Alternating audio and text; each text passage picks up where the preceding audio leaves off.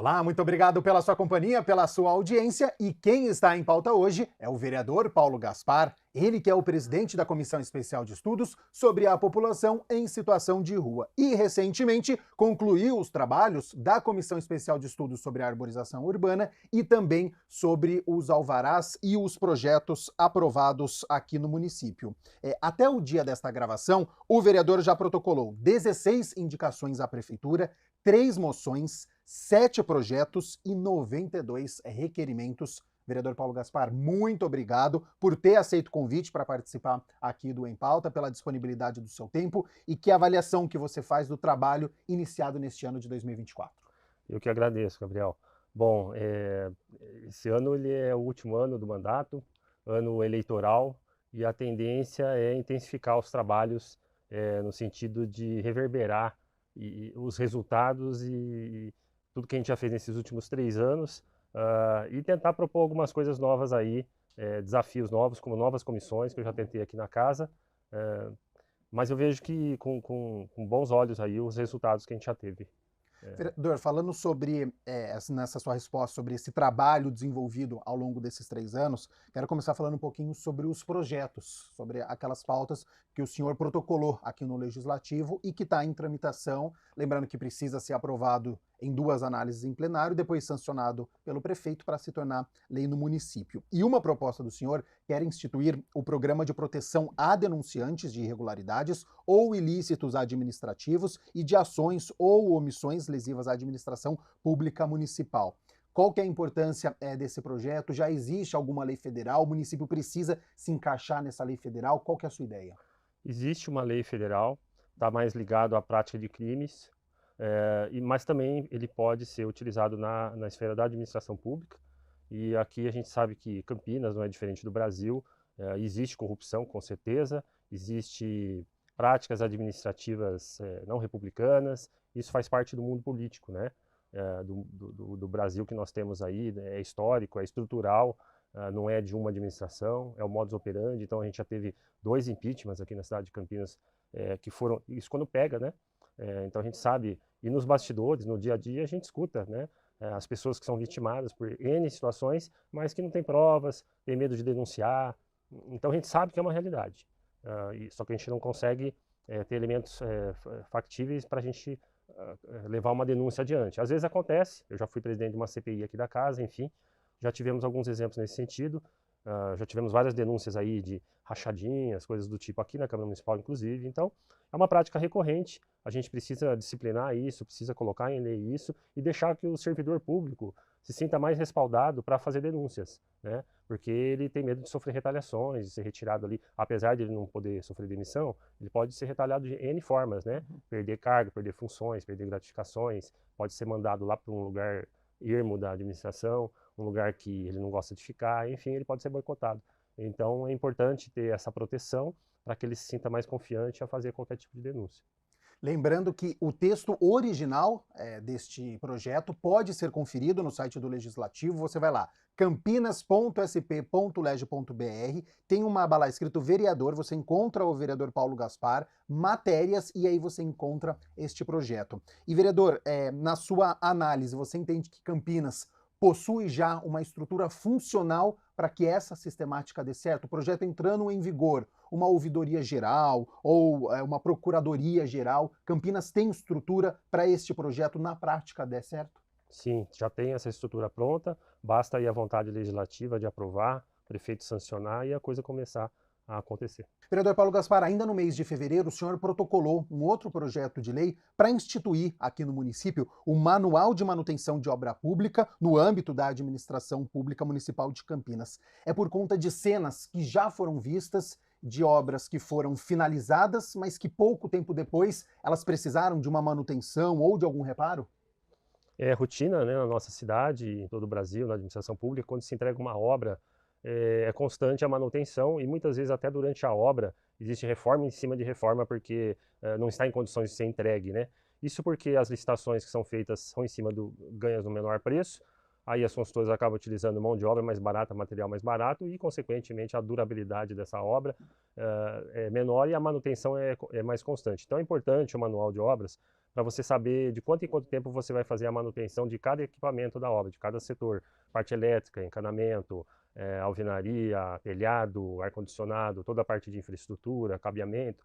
Então, tudo tem validade, tudo tem os prazos para ser feitos, inclusive o prestador de serviço, ele também tem as visitas periódicas que pode fazer. Quando você deixa para fazer depois que o problema acontece, fica mais caro. Sim. E a administração, como é engessada, tudo demora, você vai fazer uma manutenção, você vai licitar novamente o material para você repor, e aí que nós estamos vendo lá no hospital Mário Gatti, lá que não para de chover mais dentro do hospital do que fora, porque demora para o material chegar. Então, tudo isso pode ser previsto, né, com manual, e já antecipadamente a gente já sabe, daqui 3 meses tem que trocar tal material, tem que chamar para fazer a reposição do equipamento X. Então tudo ali já vai estar sendo feito, vai ter economia de custo do dinheiro público. E esse manual, os munícipes, eles teriam acesso? Vocês conseguiriam fazer essa fiscalização? Tem esse acompanhamento? E esse é o... esse é um... isso é necessário que esteja na regulamentação da lei, né? Que o prefeito vai sancionar, e isso tem que estar na regulamentação da lei, e claro que a transparência tem que estar em todos os projetos, não só nesse, né? O que a gente mais cobra na administração é que qualquer projeto aprovado, qualquer secretaria, qualquer departamento deveria ter no site da prefeitura, no site da transparência, todas as informações para a população acessar. Vereador, agora na área da moradia, o senhor tem um projeto de lei sobre a política de transparência da habitação popular e do programa Auxílio Moradia do município de Campinas. Quais informações o senhor quer que seja divulgado? Então, por exemplo, o valor total pago mensalmente aos beneficiários do auxílio, o número total de beneficiários, o que o senhor precisa saber e o que fazer com essas informações? Nós temos 2 tipos ou 3 tipos de informações aí. Tem a questão da regularização fundiária, que já é um trabalho bem feito hoje pela Coab. Temos a questão do pagamento do aluguel social, que são aquelas pessoas que foram retiradas de áreas de invasão, áreas de risco. Hoje elas recebem um auxílio aluguel de R$600. E tem o pessoal que está na fila esperando um imóvel da Coab, que no ano passado se falava em 40 mil, aí magicamente esse número publicamente foi falado que caiu, reduziu para 25, então a gente não entendeu qual é a mágica aí. Mais um motivo de que se a gente tivesse transparência de números e tal, a gente entenderia por que essa mágica foi feita.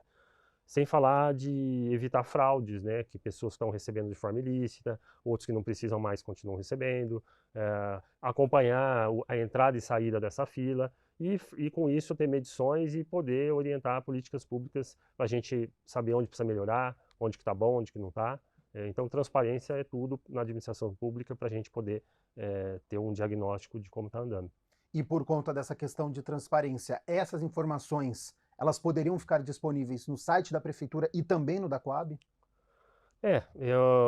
Eu sou autor de um outro projeto que chama Transformação Digital no município, que ele faz essa integração de dados de toda a estrutura, né? Então, independente de estar na Coab ou de estar no site da prefeitura, é um link só, né? Então, o cidadão vai ter acesso lá qual é o título lá, quero acompanhar a fila da moradia popular em Campinas. Aí ele vai acessar diretamente ali, né?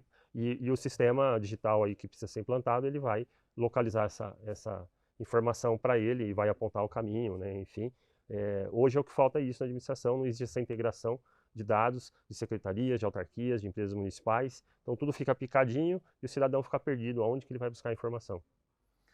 Estou conversando aqui com o vereador Paulo Gaspar, ele que está em pauta. Nós falamos aqui sobre os projetos que foram protocolados, que você também tem acesso através do site do Legislativo, campinas.sp.leg.br. E, vereador, eu falei na minha abertura que o senhor é o presidente da Comissão Especial de Estudos sobre a população em situação de rua. Muitas reuniões foram feitas no ano passado. A análise que o senhor faz do trabalho até aqui e o que esperar para este ano de 2024. Bom, a gente quase que finalizou o tempo regimental dela de 6 meses, mas a gente pediu a prorrogação porque faltava fazer o relatório final e também uma reunião final com os próprios moradores de rua, né? Quando aí renovamos por mais 6 meses, mas praticamente já a parte de reuniões já está praticamente encerrada, surgiu a ideia da gente estar visitando em São Paulo na semana que vem a Praça da Sé, conversar com o coronel, esqueci o nome dele, que faz lá a operação em São Paulo, para a gente entender como que a cidade de São Paulo, que hoje é o problema maior que existe em termos de morador de rua no Brasil, está lidando com a situação lá. É uma fotografia do que pode se tornar Campinas amanhã.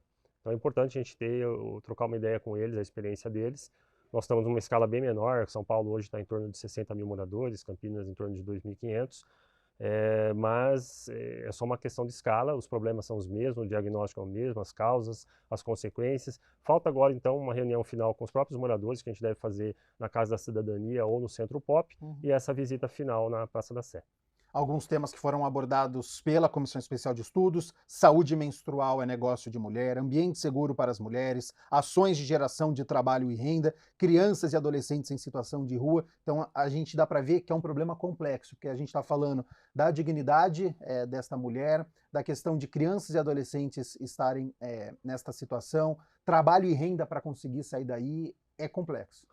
Super complexo, não tem resposta pronta, não tem, ali deu certo, aqui não, porque nenhum lugar do mundo encontrou a resposta ainda, é mundial o problema, né? Sim. São Paulo, a Cracolândia já está lá há 30 anos, já tentaram de tudo, internação compulsória, o que você imaginar, e ainda tem vereador aqui na casa hoje em Campinas que vem com a mesma conversa de que tem que aprovar a internação compulsória como se fosse uma medida nova. Agora estão se aprovando em várias prefeituras no Brasil, internação compulsória como se fosse uma medida nova. Não, já fizeram isso no mundo inteiro, nunca deu certo em nenhum lugar. Eu digo até que é igual meus colegas marxistas que eu falo, né? Qual o lugar do mundo que dá certo esse discurso que você falou? Então, para o morador de rua é a mesma coisa, aqueles que defendem a tal da internação compulsória, e continua aí, aqui na casa, inclusive, pautando esse tipo de assunto. Então, a única solução que nós temos aí para lidar com a situação, o município, no caso, é trabalhar com a consequência do problema. As pessoas estão na rua, estão morando aí, precisam de assistência, moradia, trabalho e renda, etc. O difícil é que a grande maioria está envolvido com droga e álcool e não quer outra vida, e não quer trabalhar, não quer outra coisa, quer ficar na rua mesmo, não quer nem ir para albergue. Você tem uma pequena minoria que realmente quer uma segunda chance, que precisa de ajuda, aí você precisa ter uma estrutura no município para auxiliar essas pessoas, que é importantíssimo. A causa do problema para resolver isso aí, infelizmente, ela está atrelada ao tráfico de drogas. Então, enquanto existir o tráfico de drogas, esse problema gigante que se tornou a questão do morador de rua, ele vai continuar existindo. Para quem está nos acompanhando, finalizou o relatório, ele vai para a prefeitura?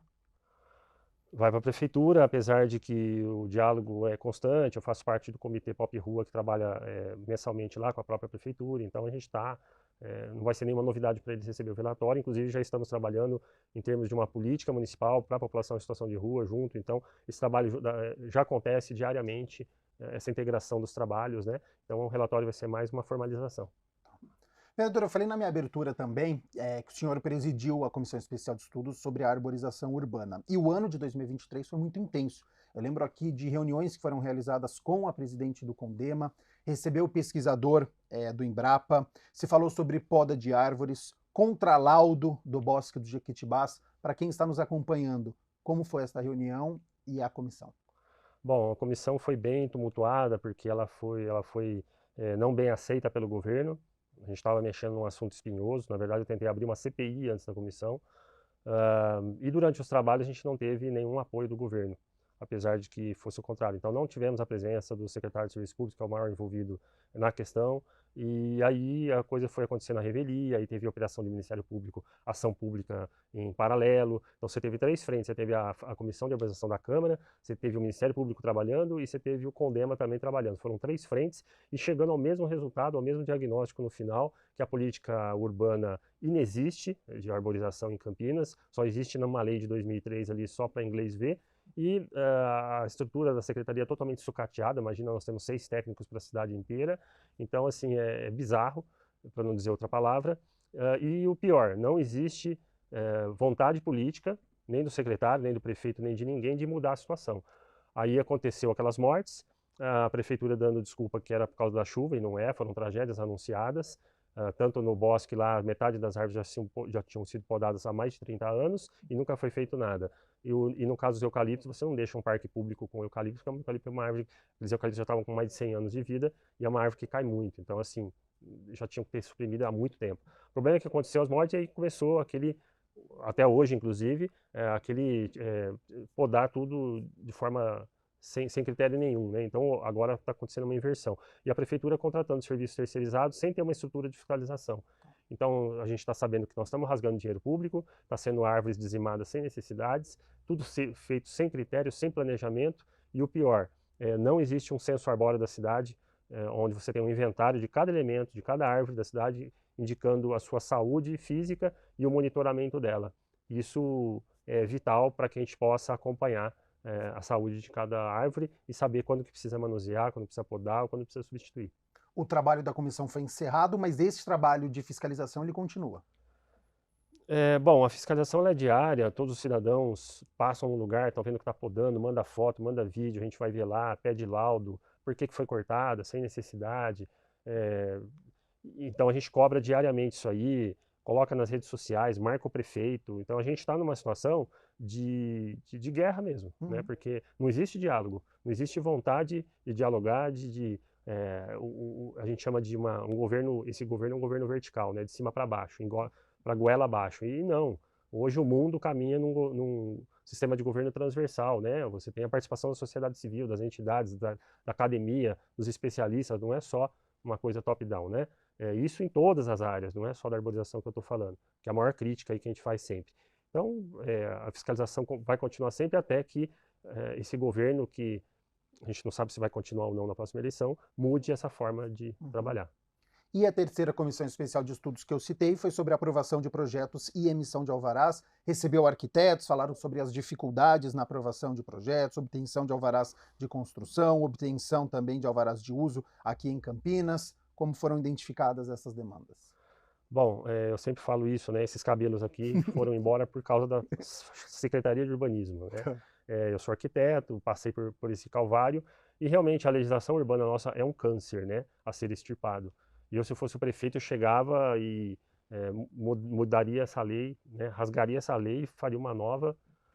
Primeira coisa que eu faria no mandato, né? Porque essa legislação precisa ser revista. E aqui a gente vê na casa, todo mês chega uma mudancinha, conta-gotas assim, que são inócuas, se aprovam leis aqui absurdas que não dão resultado nenhum, feitas por burocratas aí que não têm a mínima percepção do mercado e da realidade. Um exemplo típico é a lei que foi aprovada aqui há um ano atrás, um ano e meio atrás, para revitalizar o centro, a reabilitação de edifícios.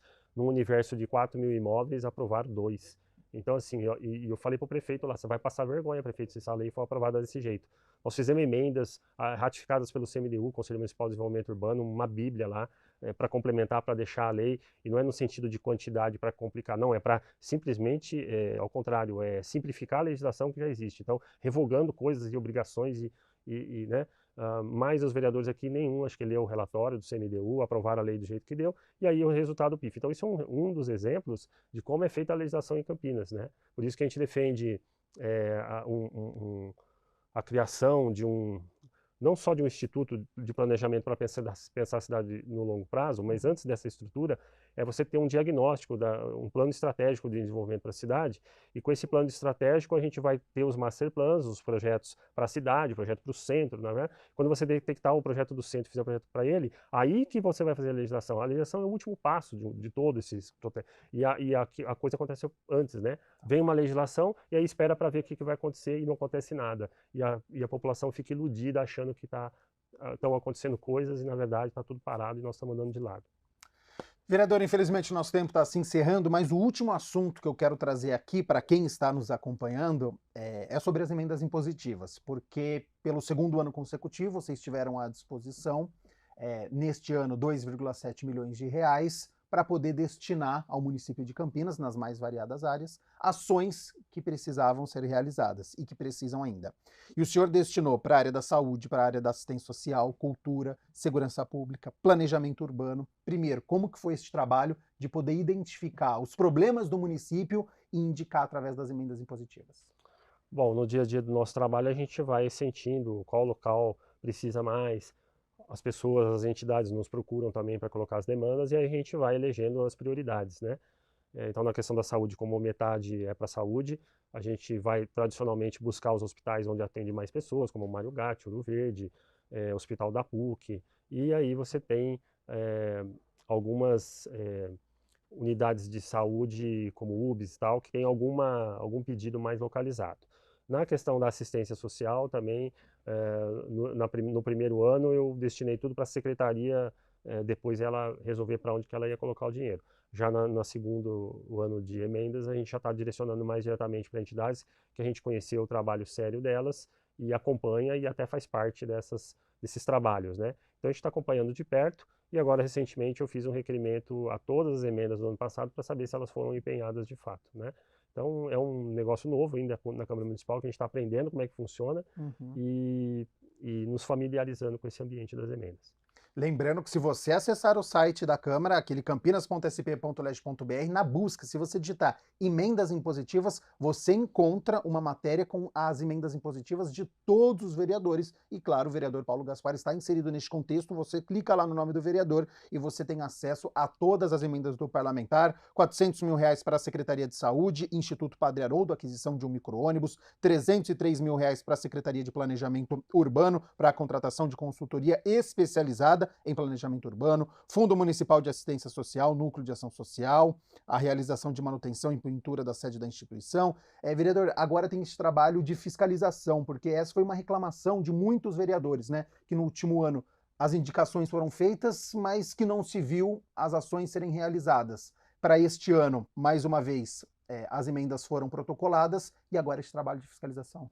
Exato, como eu disse, né, a gente fez os requerimentos inicialmente para saber o que foi empenhado ou não. Boa parte deles ainda não foi, muitas das coisas ainda não aconteceram e na medida que foi feito e comprovado que foi usada a emenda, aí a gente vai estar indo até o local para conferir fisicamente o uso das emendas.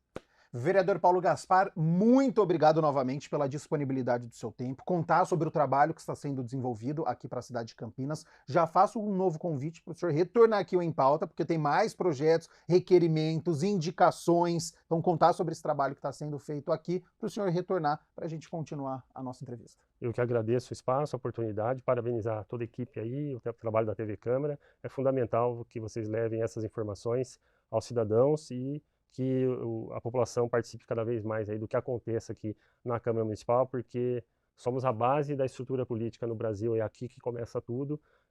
Normalmente as pessoas estão preocupadas mais com Brasília e esquecem que aqui é o alicerce da casa, né?